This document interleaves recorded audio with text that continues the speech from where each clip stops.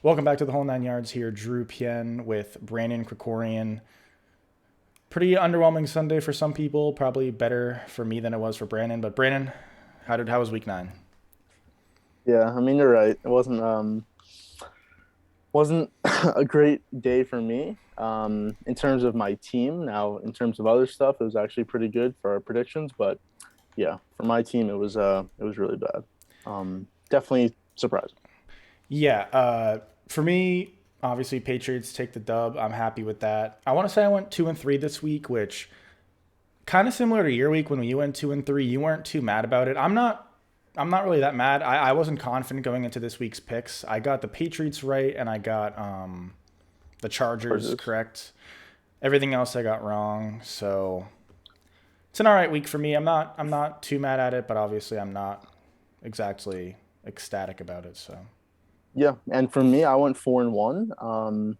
I think I said I'd want to go 4-1. So, and the one game I lost, I was actually one of my more confident games in the Texans, which Tyrod starts. He played terrible, but Tua didn't start. I think that actually hurt me that Tua didn't start. But I think if Tua starts that game, um, more mistakes are made. They probably don't even score 17 points. They probably don't even. I don't know how many points they score, but probably not even 17. But still, 1-4-1. Can't complain about that. And my pick with the Cardinals. I mean, once I learned that Murray wasn't going to play, I was thinking for sure that you were going to win that. And yeah, the Cardinals just destroyed the Niners. Very surprising with Colt McCoy, no DeAndre Hopkins on the road. That was very surprising because again, that could have been 3-2 for you, then 3-2 for me. But obviously, it worked out my way. yeah, that was a game that I think everybody looking at the line when we assumed Murray and Hopkins were going to be there. Yeah, To most people, I think that was a crazy line to have the Niners favored by 2.5. I still liked them to win the game, so I took that line, even though I knew it probably wasn't the greatest line. Obviously, hearing the news that Murray Hopkins out was crazy. I was ecstatic that I took the Niners, and McCoy played essentially just a really good game manager game. I can pull up his stats, but he was 22 for 26, just a touchdown and 250 yards, but he pretty much did his job. When we talk about everybody but the quarterback, a Patriots motto has always been "Do your job." Colt McCoy did his job. He did what he had to do to win the game. He wasn't crazy. He didn't play out of his mind or anything, but for essentially a guy who's been probably regarded as a below average backup quarterback his whole career to take this game, a big game for the Cardinals, because if you would lose this game, you drop down to 7-2. Obviously, you're still looking for, you're still going to be making the playoffs most likely, but the Niners would have been 4-4, and it could have been interesting down the line in the division. And to win this game, it really starts to put the Niners in panic mode, and you know you could this game could have legitimately messed up the Niners franchise for the rest of this, at least the rest of this year. So yeah, it was a huge win. Connor had a good game as well. He had a couple breakout runs, but yeah, just the Cardinals kind of dominated from the start. So yeah, definitely and some something mistakes by the Niners as well. yeah, and something we talked about going into this week was Shanahan, and yeah, I saw a lot of people complaining about him after this game, saying it's unacceptable to lose this game, especially the way they did. I mean, they got destroyed this game. It wasn't like it was close. They weren't winning, for a good majority of the game. They got destroyed from the start of the game.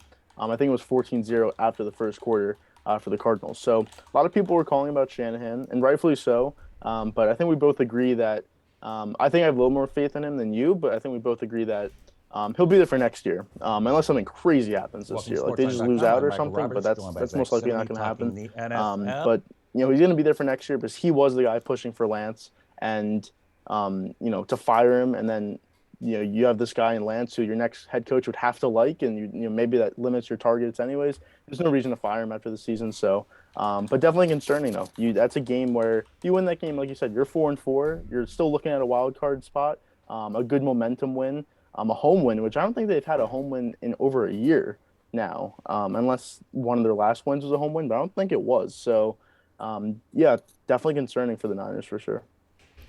Yeah, I guess other surprising games out there. I mean, okay, actually, let me ask this. Do you have the Niners in your top 7 teams for the playoffs? Like if I made you predict your playoff teams right now, are they in your top 7 or? I mean, it's so the way this week went, it's they I feel like they still have a chance because we can talk about it, but the Vikings they blew another one. They're 3-5. They could easily be 5-3, at least 4-4, and I'd have a lot more faith in them, but they're still in it. I mean, again, Seattle, I think Wilson comes back in the next week or two. So that's still a possibility with him. They're 3-5. Niners are 3-5. Atlanta's 4-4, but I think the Niners are probably better than Atlanta. Panthers are awful. They're 4-5. Saints 5-3. They lost. I think they still have a chance, but we'll see. I think Seattle and Minnesota are the two question marks because I think they're better when they're healthy, but we just have to see how it plays out. I want to do this little exercise with Kyle Shanahan. So he's probably back next year, just because Yeah. he was a prestigious hire. He's done an all right job. He's obviously went to a Super Bowl and was the guy. He was the guy on that Falcons staff. But let's go. I'm gonna ask you. I'm just gonna give you names of a few coaches, and you just tell me in a sentence or less if you would rather have Shanahan or the other person. Okay. So we'll kind of establish where he ranks in the tier of head coaches. Bill Belichick, Belzer. Sean Payton, Peyton. Andy Reid, Andy Reid. Sean McDermott, Sean McDermott. John Harbaugh, Yeah, Harbaugh. Yeah. Mike McCarthy. I'd say probably not. So you're taking Shanahan. Yeah. Okay. Kevin Stefanski. I think I'd take Shanahan. Okay. Brian Flores.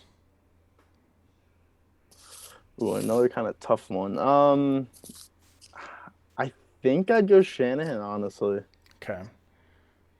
Mike Tomlin. I don't love Mike Tomlin as a coach, but the experience kind of takes over, so I think I'd go Tomlin. Pete Carroll.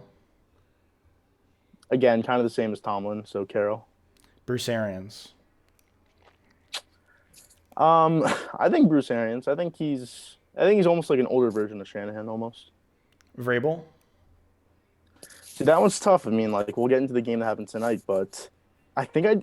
It's so tough because I think Shanahan's more like not saying he's an analytic guy, but like more of the analytic guy, and Vrabel's more like it's just him. Like he's gonna make decisions on his own. He's kind of like that type of guy. Whew, I like that guy more, so I think I'd go with Vrabel. Okay. Ron Rivera. Shanahan. Did I say McVay? I didn't say McVay yet. No. So you And take I'd go. McVay. Yeah, I'd Okay. take McVay. Yeah. All right. So I didn't ask you all 32 coaches in the league, but I Would asked you guys that would. Would I you might. take LaFleur over him? Because they're LaFleur's. basically the same person. Yeah, I think I go. LaFleur right now. Yeah, that one's a toss up. That's a coin toss though. So there's about like 8 coaches that like you would take over Shanahan right now. But there's a bunch of coaches that are kind of in that gray area. So he could be Yep. anywhere from like maybe as high as the 6th or 5th best coach in the league, but he could be anywhere as far down as like 12 or 13, which is interesting. Because when he was first hired by the Niners, I think people kind of expected him to just be a top 5 perennial head coach every year. You just assume he's in that top 5 conversation.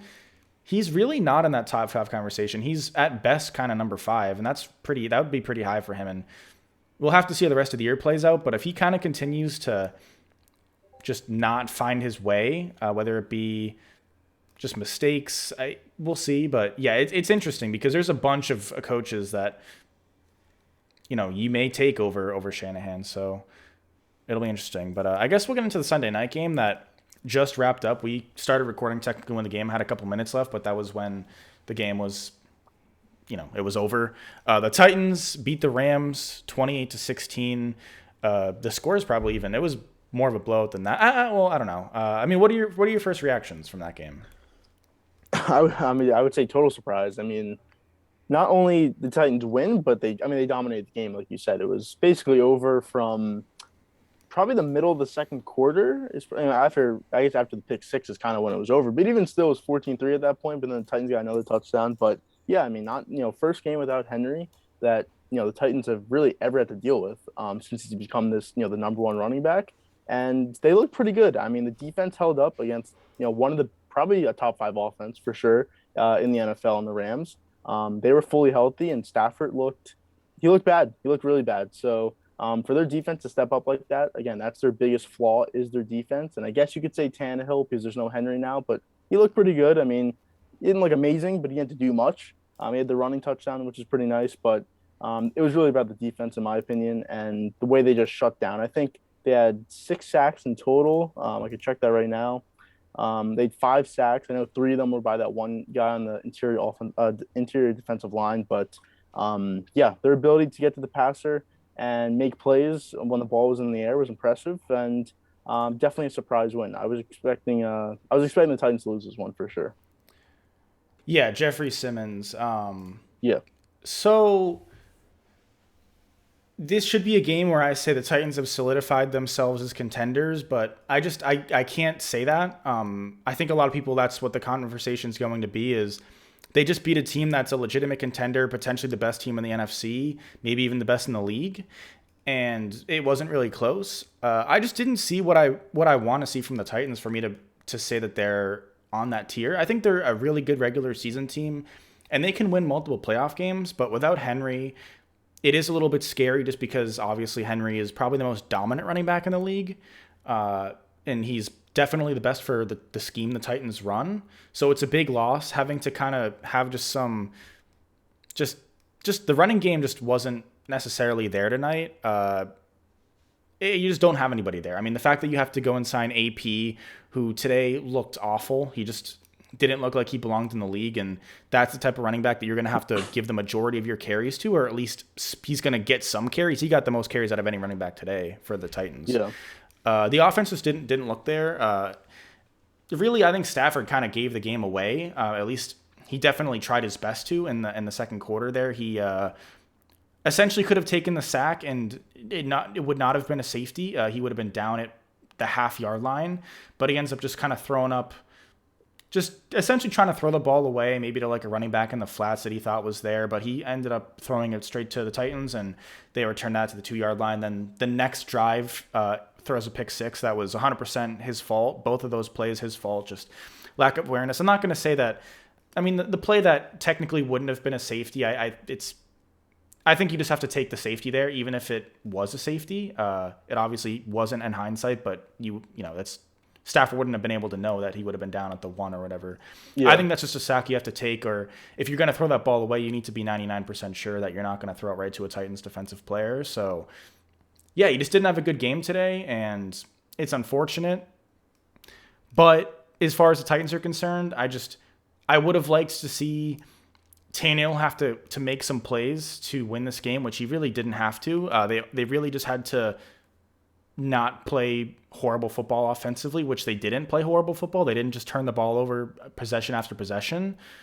So yeah, I think the Titans they kind of got a gift here. They definitely looked impressive, especially defensively, obviously making a couple huge plays, but this isn't the game for me where I'm going to say the Titans are now the favorite in the AFC, because right now we don't necessarily have a favorite in the AFC. I think to a lot of people, the Titans may be that favorite, but to me, I can't crown them the favorites because I don't think they proved anything in this game. yeah. After today, there is no favorite, and we'll get into one of the games where we thought they were the best team in the AFC, but after today's game, clearly not. But yeah, the Titans are 6-2, and they have the best record in the AFC, tied with Baltimore right now. So you got to give them credit for that. But yeah, I agree. I mean, are they viewed as a favorite right now or as the favorite? They can't be because they just don't have Henry. It's just impossible to view him as the best team when their single most productive player isn't playing, and he's most likely out for the season. And again, that defense played really well tonight. But as we know in the past, that they're really not that good of a defensive unit. So if they're going to keep playing like this, then maybe we could start viewing them as more of a real contender. But they're probably going to come back to what they were in before. And yeah, but I mean, they definitely got bailed out by a couple teams in the AFC today. And if you look from the Rams' perspective, I mean, you go into today, you learn that Kyler's not going to play, so you're thinking, all right, they may lose that game against the Niners. They would then fall down to 7-2. You're playing the Titans without Henry. At home, you're thinking you probably win that game. Then you go to 8-1 instead of being 7-2, and then you're up a game in the division, or at least half the games you lost the tiebreaker, and then it completely falls back on you. Cardinals win, you lose. Just a really bad day for the Rams. Really bad day for all the top teams in the NFC. Cowboys lost, Packers lost, and Rams lost. So not a good day for a lot of the favorites in the NFC.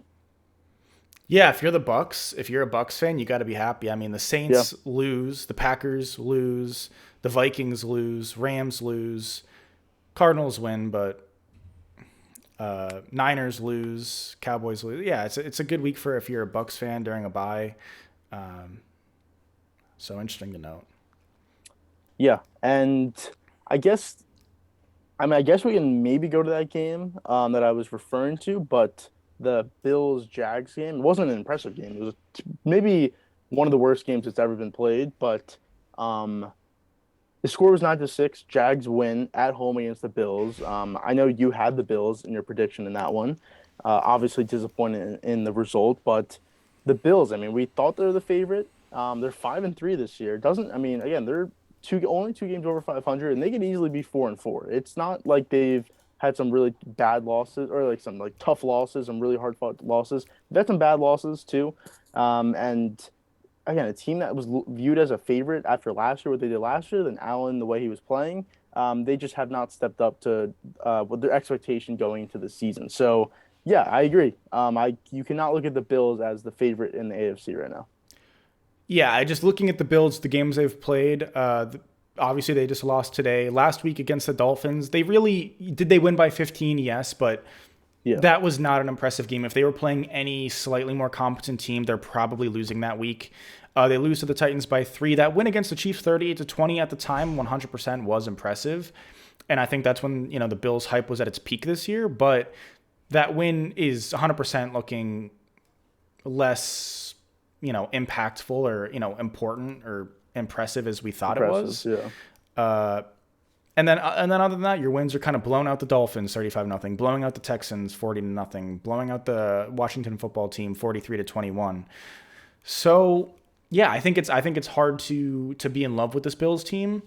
Offensively, I still think they're going to be fine. I know that they haven't necessarily been insane offensively. Obviously, today they only scored 6 points, but I I've never been a huge Josh Allen fan, but I have Josh Allen, whatever this level is, I don't know how to describe it necessarily, but the level where even if somebody's playing bad, I still trust them to return to their level.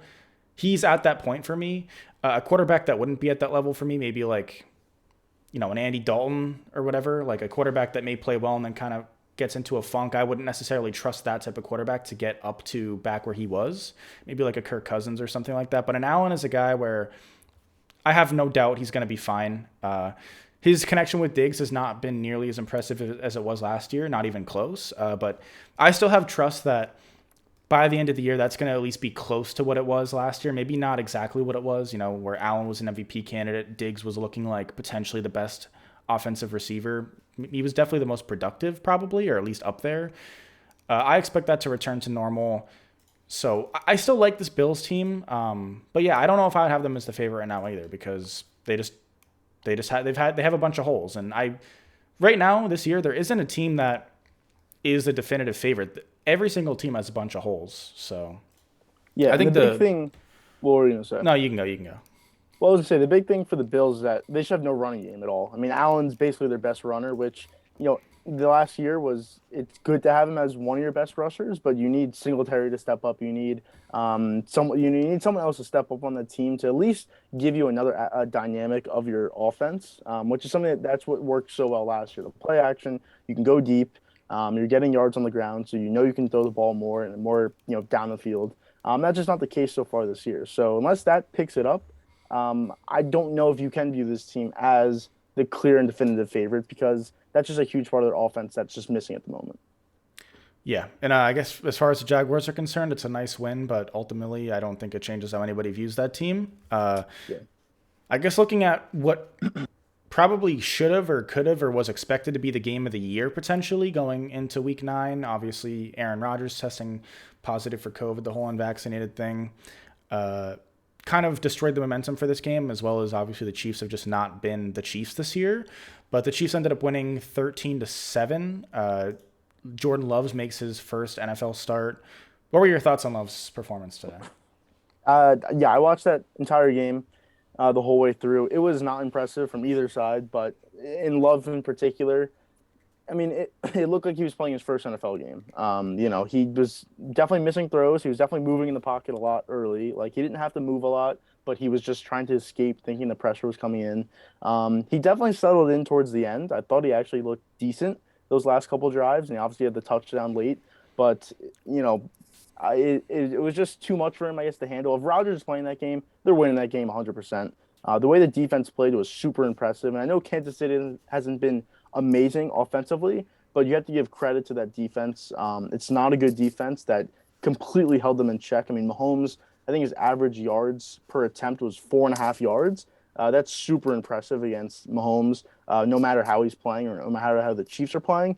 But yeah, if it that kills not to have Rodgers in this game because that's a huge win. Even though it's the Chief, this team in the Chiefs, the 5-4 Chiefs, still to beat them on the road, you'd go to 8-1 with Rodgers. That's a huge momentum step for them.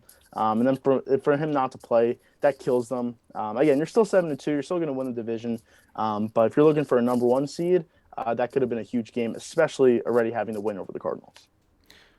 Yeah, no, I 100% agree with Rodgers. This is a win. I agree on the Love thing for the most part. He just looked like he was a rookie quarterback. Obviously, he's not a rookie technically, but he looks like a guy Yeah. making his first NFL start. Really jittery at the beginning, just frantic movement in the pocket when realistically the pressure wasn't necessarily there yet. Just he just didn't, he looked like he was making his first start. And I think there were definitely some pros though, like you said, that touchdown throw. He had some highlights, he had some definite lowlights. On the Chiefs side though, like it we've talked about it the whole year. You've pretty much bet on the Chiefs in the predictions every week almost, or at least, out of the 9 weeks, probably 7 of them or 6 of them. And I've bet on Yeah. them at least a few times, probably more than most teams. And it did not work out for either of us for the most part.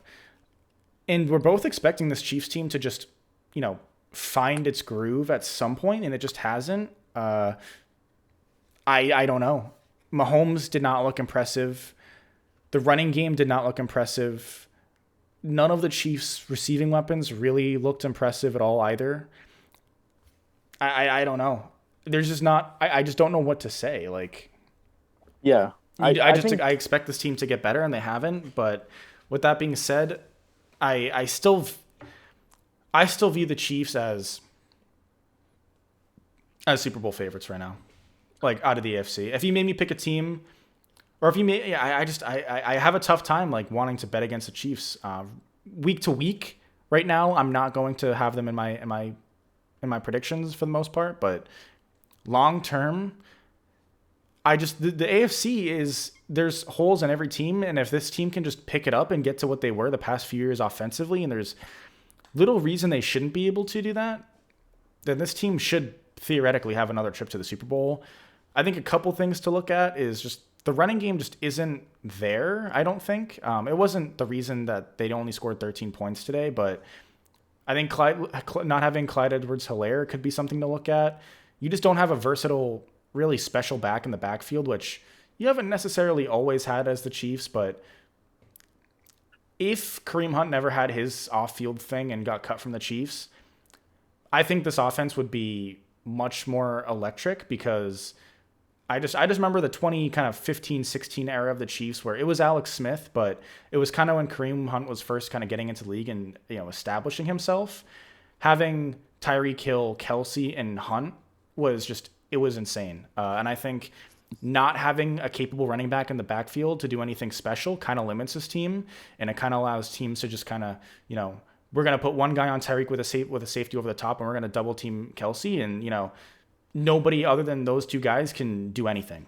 So, as well as Mahomes, he's just not playing well. So, But when do we look at the Chiefs and just say that maybe they will never turn it on and maybe they'll never be that type of team again this season? Not saying they'll never do it again at some point, but we keep thinking that at some point they're going to break out, and when's their breakout game going to be? And I've also said that, but at what point, if it's not this game where you're going against a team that literally cannot score points. They cannot put the ball in the end zone. They're missing field goals, they're getting field goals blocked, they're muffing punts. It was a terrible game all the way around from both teams. But like to only put up 13 points in a game like this, to 20 of 37 for Mahomes, 166 yards.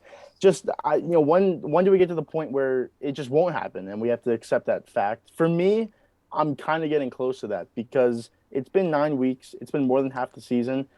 That would have already happened by now, and it hasn't happened so far. There have been teams, at least one team I can think of in the past, where I wrote them off at around this point in the year, thinking they would never get it together, and they ended up winning the Super Bowl. That was the 2018 Patriots. They just did not look good the whole year, and somehow magically ended up pulling it together against essentially the Jets and the Bills, and they ended up winning that Super Bowl. So I'm not going to write them off yet. I'm still going to give them at least another month.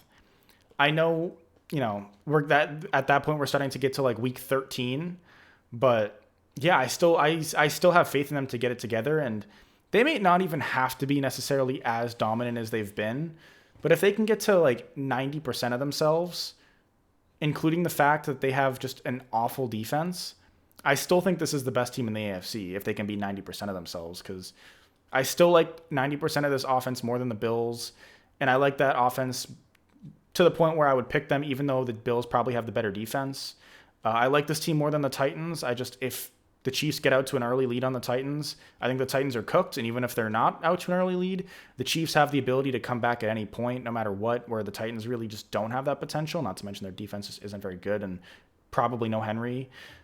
And then you kind of start to get into teams where it's like they're in the same spot as the Chiefs, where they've had some highlights and some lowlights, like the Browns, Patriots, Chargers, Raiders. So I still think it's really open for the Chiefs, and I think they can afford to not get it together till week 13, 14 and still be fine. It's not ideal, but there's no Patriots. Like there's no legitimate, Tom Brady led Patriots anymore that you kind of have to be like, if we don't get it together by week 14, we're just not going to be able to compete. There's no team like that to me this year. So No, for sure. But I just look at this team, and there's no indication that their offense is going to be even 90% of what they were in the past. I just don't see it. I mean, Hill doesn't seem like he can get, even if he's getting open down the field, it doesn't seem like they're connecting on those down the field passes like they were the last couple of years. Kelsey, he's honestly been a shell of himself so far this year. And I know his numbers may say he's been one of the top tight ends, but if you watch that game today, you know that there's something wrong with him. I don't know if it's physically or just whatever, but he's dropping passes.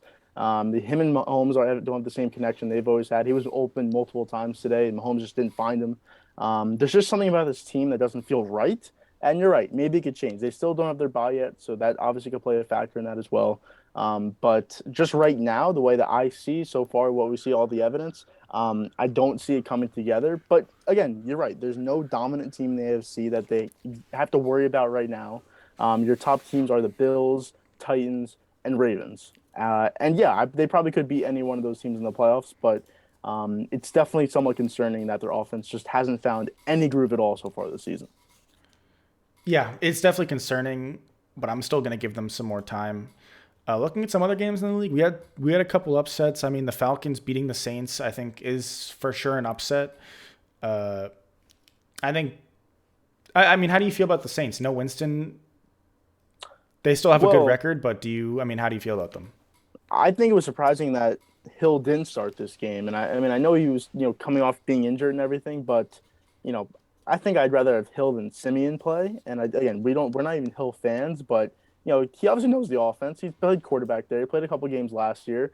You can do. He's much more dynamic, obviously with the running game. So I was a little surprised he wasn't starting. Obviously he was active. I don't know if he actually did anything in the game. He did have two passes, one rush, but I was definitely surprising. It's not like Simeon played a bad game. He was 25, 41, 250, two touchdowns, but I think Hill just gives you something else, gives you a little more life. Defense has to worry a little bit more about what you're doing in the backfield exactly. So, especially Peyton too. He loves Hill. Definitely surprising he didn't start this game. But yeah, I mean, we'll see going forward. I mean, does Hill come in the future to be the starting quarterback, or does Simeon hold out for with the job the entire year? I think either option, you're probably ending up. I think 10-7 is a good mark for them. They're 5-3 right now. I think they could probably go 10-7.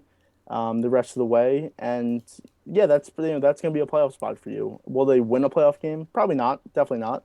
Unless the other team's quarterback's injured. But I think they're a 10-7 team. They're kind of they're not really. I don't really need to worry about them in the playoffs in the NFC. Yeah, so they got to go 5-4 to get to 10-7. Do I think they can Yeah, do that? Yeah, I think they can do that. I'm not. I don't.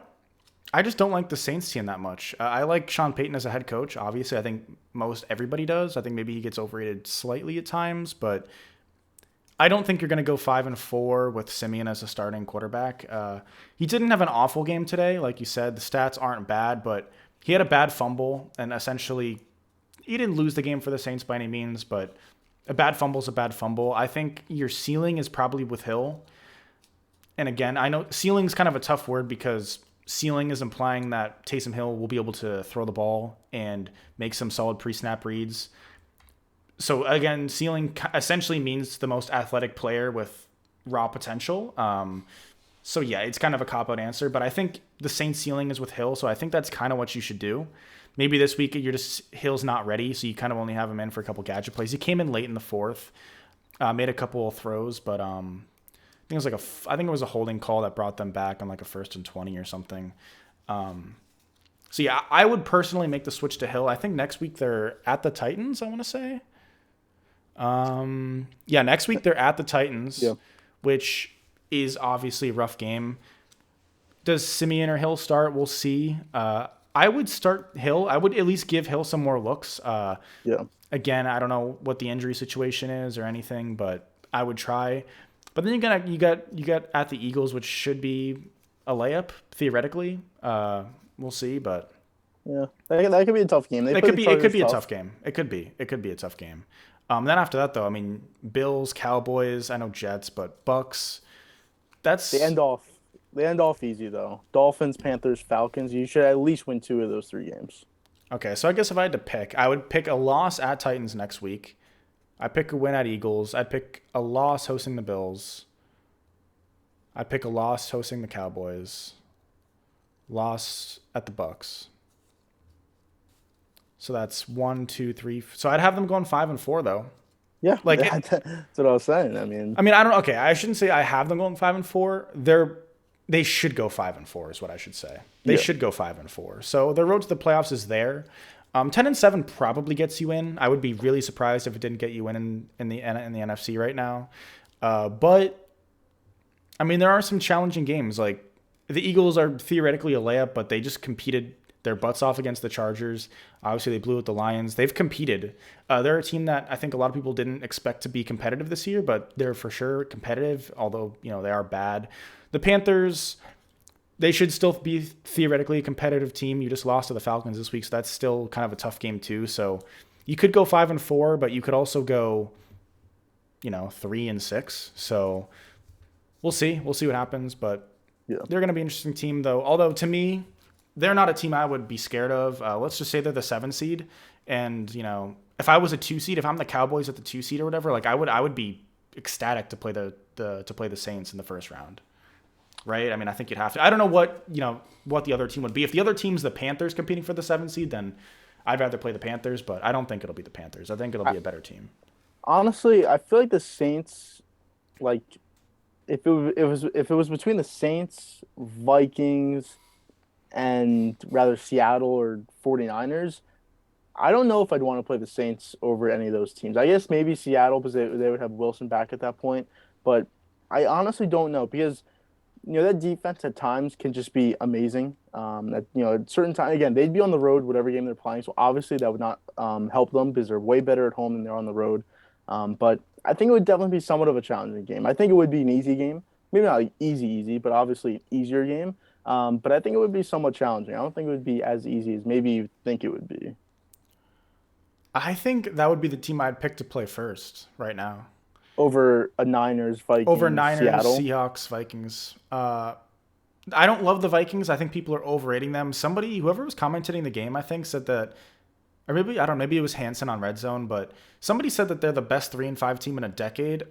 No, I don't have a list of 3-5 teams, but Yeah, probably not though. they're a very average team, and 3-5 is one game off of average. So, Yeah.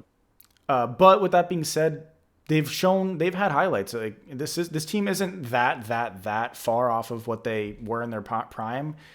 Roster wise, on paper, they're not as close, but obviously you still have Kirk, who is not great, but he's better than Simeon and Hill in my opinion by a solid amount. And Yeah. Zimmer has good games, so that's a team I really wouldn't want to play compared to the Saints and the Seahawks. Russell Wilson, I don't have to say much other than that, I think.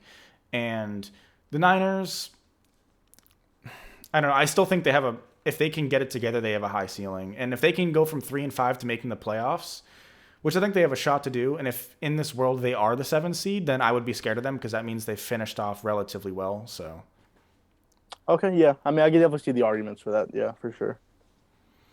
but other stuff in week 9. I mean, I guess the Ravens Vikings game.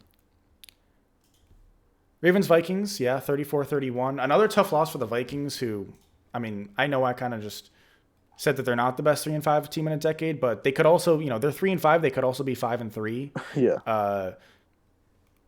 I mean, what are your takes? Well, the Ravens definitely didn't look good in this game, I'd say. I mean, it definitely looked like the Vikings were going to win this game. The Ravens put up 2 touchdowns in the fourth quarter to come back in this one, but um, I definitely wasn't impressed with the Ravens. Lamar he was all right. He wasn't great. He had 2 picks, not good. Obviously, the one in overtime could have killed them. The Vikings did absolutely nothing on that drive. That's the drive where if you're going to make the playoffs as a team that was 3-4 at the time, you have to go down and get points there. You can't, they went 3-and-out. I think they did after getting that pick, a huge pick there, and then you go 3-and-out. Yeah, 3-and-out. Get 1 yard after that pick, and unexcusable in my opinion.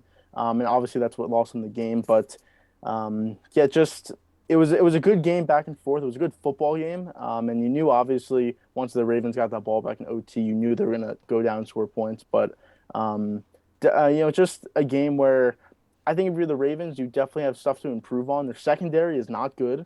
Even though they have players back there in their secondary, they're not a good secondary. They have a good defensive line, but they get beat deep. And their offense, again, it's all in Lamar. If Lamar's making plays, they're going to win games, or at least move the ball and score points. Hope your defense can limit the other team. But they for sure have stuff to work on. And yeah, I mean, they're 6-2, but they've had a lot of close games. The Colts game they could have lost. This game they could have lost. Obviously, they beat the Chiefs earlier. They lost to the Raiders early. So they've had a lot of weird games, I'd say, so far this season. Yeah, the Ravens offensively, well, first off, I guess that was a hell of a play by Anthony Barr in overtime. Yeah. That's when I thought, wow, okay. I assumed the Ravens were just going to march down the field and score a touchdown because they are moving the ball. A couple good throws by Lamar, a couple catches by Hollywood Brown. I thought that was the game, and then Barr makes an outstanding play, and I thought maybe the Vikings can steal this one and keep themselves, in front of other teams for the playoff race. And the Vikings offense just, I believe it was 3-and-out. And then the Ravens essentially just do what they did last drive, except Barr was not able to make some insane play like he did in the first drive. So, yeah, the Ravens offensively, though, are still, I think, I agree. They're very dependent on Lamar. If Lamar's not finding ways to innovate and rush for over 100 yards a game, some good scrambles when there's nothing for him in the air, then I think this offense struggles. And receiving wise, Mark Andrews is, of course, he's a top 4 or 5 tight end in the league.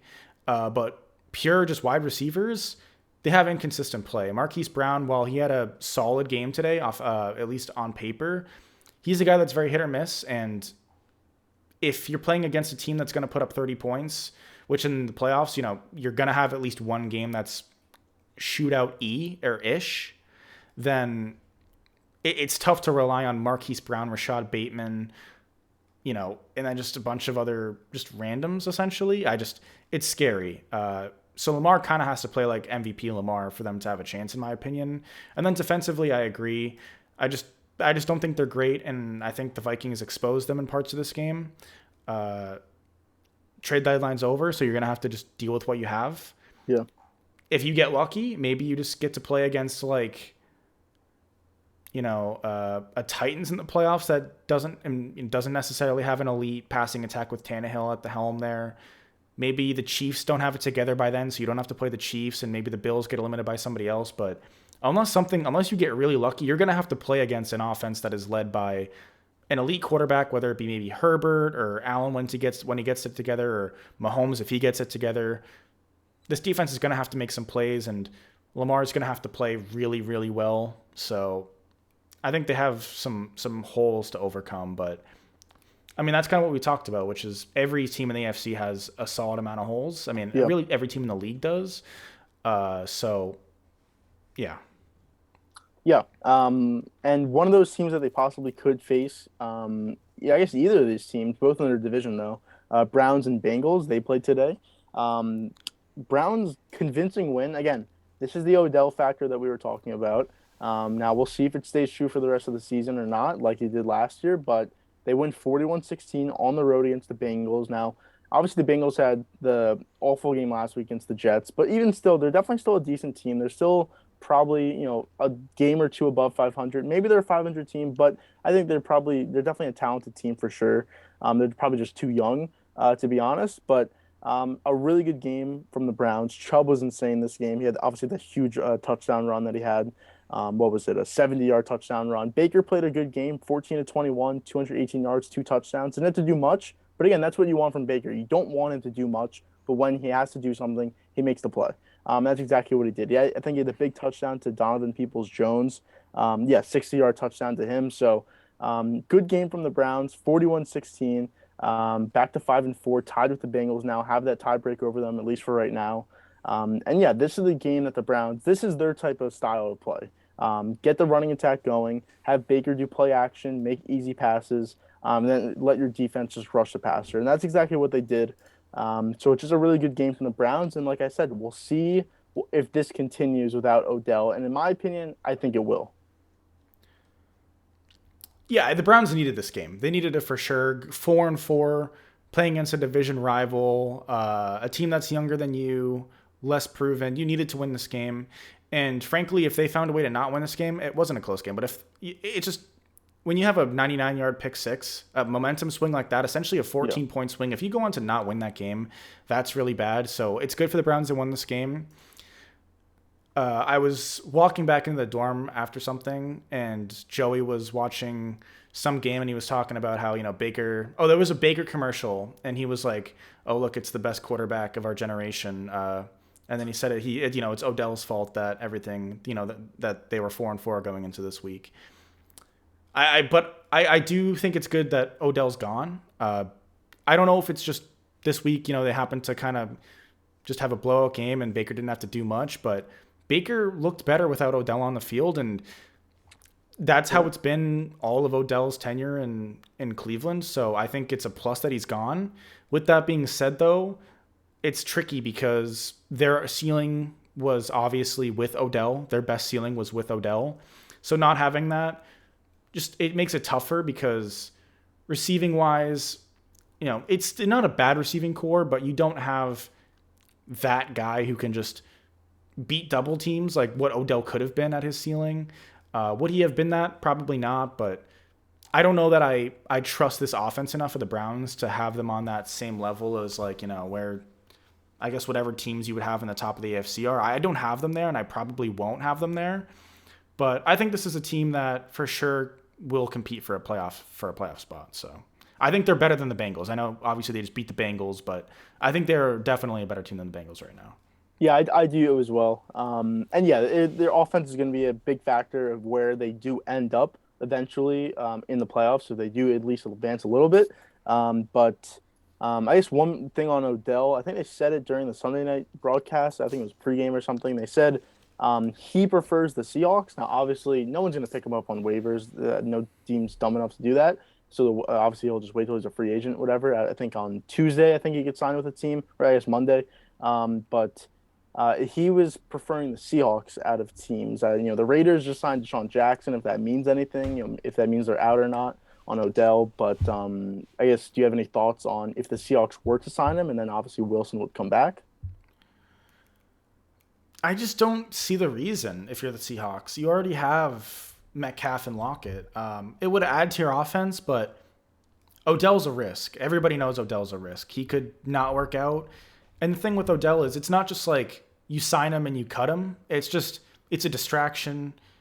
It could throw away your season. And I don't know that the Seahawks are in a position to take that big of a risk on a position that's probably one of their strengths. I mean, Metcalf is probably a top 20 receiver and Lockett's probably top 30. So it's a position of strength. I just don't see the need there. So I wouldn't if I'm the Seahawks. Other teams, I think there are other teams though that would probably be willing to take that risk. I think the Saints are in a position that they could take that risk. The Patriots, the Raiders, I wouldn't. I just with everything that's happened this year in the locker room, do you really want to add more? I don't think so. So I think the Raiders probably don't sign him, but I think a team that is competitive with a weak wide receiving core, 100% probably should take the gamble. Yeah. I'll be curious to see if the Seahawks do sign him. Like you said, they already have Metcalf and Lockett, so it's not like you're thin at the position or anything. It's not a position of need on that team. But yeah, I think the Saints again with that loss today, they could for sure use them. The Patriots, even though they won today, obviously you could still use someone on the outside. For them, your best receiver is probably Jacoby Myers, Nelson Aguilar, one of those guys, I guess. So for sure, because using Odell, even if he's not going to be the 2014, 2015 Odell or whatever. But yeah, we'll see. We'll see where he ends up. But yeah, for the Browns, yeah, they're going to be better without him for sure. And again, Jarvis Landry only had 3 catches this game, and they still put up 41 points. So, and I know the defense had a huge impact on that as well. But yeah, we'll see where this offense goes without him. But I mean, that was probably all the games, at least all the the good games. These games are worth talking about. I mean, Texans, Dolphins, whatever. Giants, Raiders. I guess the Raiders lost. Does that mean anything in the AFC West? I don't know. I guess. I don't think anyone was expecting them really to win that division, anyways. But yeah, I guess did you have any thoughts about any of the other games this week? The Raiders would probably be that game. This was a game that I did not want to touch in our predictions, just because everything that's really happened in the past month for the Raiders in the locker room. Gruden, Ruggs, the Raiders organization has already just never really been a stable, franchise. So it's a game that I didn't want to touch, and I've been expecting them to kind of fall off too. I still think this team will compete for a playoff spot, but ultimately I think they'll start to kind of fall back to earth. So yeah. So I'm not really too surprised by the fact the Giants won. I don't think the Giants are as bad as I know the Jaguars just won, but the Jaguars or Lions or Jets. I think they're probably slightly better than those types of teams, the Dolphins, Texans. So yeah. I want to ask you this though. So both of our Super Bowl picks from the AFC, Browns and Patriots, are both 5-4 right now. Which team do you like more right now? I know you're going to say Browns, but I'll ask it anyways. I mean, I would say Browns, but I think for sure is close. I do like the Patriots. I like the way they've been playing, and I think, actually for them the easier path to get to the playoffs is probably the Patriots, just because the division is easier to win games in, and you're not fighting. Every single team in the AFC North has a legit shot at making the playoffs, unlike the AFC East. So if you're say which team do I like better, it's the Browns, but which team do I think will actually make it further? I would honestly say the Patriots, only because I think for them to get to the playoffs is easier. And then when I think they get in there, depending on the team they play, I think they have a real shot against anyone in the AFC. I don't think there's a team that they don't have a legit shot at winning, because their defense can suffocate people. And as long as their offense can move the ball down, as long as they can move the ball down the field, they have a chance to win. So I'd probably, again, Browns are the better team, but I think the Patriots have a better chance at least advancing, in a couple months. Yeah, next week is going to be a pretty big game for the AFC playoff race. The Browns travel to New England to play the Patriots. Mm-hmm. So that's going to be an interesting game. It's a huge game for the wild card race. I'm going to assume neither of those teams win the division. So it'll be huge because they'll probably be competing for maybe the 7 seed. I mean, we don't know. Or maybe that's the difference between going to Buffalo or going to Indianapolis or something like that. That could be the seeding could be big there. So it's a big game. The Patriots' schedule going forward. I mean, I'll kind of save this for the Patriots episode, but it's not too bad. I mean, you kind of get some layups towards the end. Jaguars and Dolphins to finish off the year, but there are some tough games. You still got to play the Bills twice. You got to play the Titans. You got to play the Colts. You got to play the Browns. So it's going to be interesting. The Browns schedule wise. I mean, they've got some tough games too. You still got to play the Ravens twice. You got to play the Packers. You get the Lions in there, so you get a layup game. But really, other than the Lions, every other game is going to be competitive. Patriots, Ravens, Raiders, Packers, Steelers, Bengals. I mean, Yep. that's huge. Luckily, you're 5-4, so you can kind of afford to go like 500 the rest of the year, and you should be good. But it's not going to be easy to go 500. I mean, 2 games against the Ravens, a game against the Packers in Lambeau on Christmas, like that's It's tough. Yeah. And I was looking at next week's games. There's a lot of bad games next week. That's the game that you said, the Browns Patriots, is probably the best game next week. I guess you could maybe say Vikings Chargers, but really not really. I guess Seahawks Packers, but again, I don't think Wilson's playing in that game, so it's really not. And then tomorrow's game, the Monday night game, is terrible. The Bears and the Steelers are playing on Monday Night Football. It's a good thing that we don't have to talk about that. So that's just looking to next week though. So that's, unless you have anything else to say about week 9, that's probably it for this episode then. next week. Should we both throw Browns and Patriots in our predictions, or I don't know. Let me see what the line is right now. Right now they have it in New England -2.5. I mean, that's up to you. I don't know. I'm thinking we should throw something in there so I can maybe catch up or whatever. But you've been catching up the last 2 weeks, not yeah, this week. this week not. I think I'm 6 games behind you now. 5 games. I don't know. Now in the win column, you're 6 games behind. Yeah, so I have to beat you in at least probably 2 or 3 more weeks out of the rest of the year. So you beat me by 1 game the next 6 weeks in a row, then you're tied. That's we'll see what happens. It's an uphill battle for me, and I really don't want to have to do a presentation on anything. So yeah. But again, next week, just again looking at the games right now, I don't think I'm going to feel confident in any of the games. It's good teams against bad teams, or it's bad teams against bad teams. It's just not a good week to pick games. It looks like Monday night, Rams at Niners. That's a solid game next week. Not tomorrow, but it's a solid game. We'll see. Chiefs Raiders is always good. I mean, it's always exciting. Yeah. Those teams might not be great right now, but that's always an exciting But that's not game. a great game. It's a good game, but it's not a great game to pick. So Sure. Yeah, I mean, that's true. Yeah, we'll see. I need a better week than 2-3. I can't afford to go 2-3 again. Even if you go on 5, it's still going 2-3. I just can't really afford too many more of those at this point. yeah. But yeah, I think that's pretty much it for this episode. Appreciate everybody who stayed to the end. We'll see where Odell goes. We'll try to talk about Odell next recording. Hopefully he's on a team by the time we record next, ideally. I don't want to see him just be a free agent for the rest of the year. That would be not fun. So hopefully he gets signed somewhere. I'm assuming he will. I mean, do you think he will? Just I gut think feeling? he's too talented not to sign somewhere. I would agree.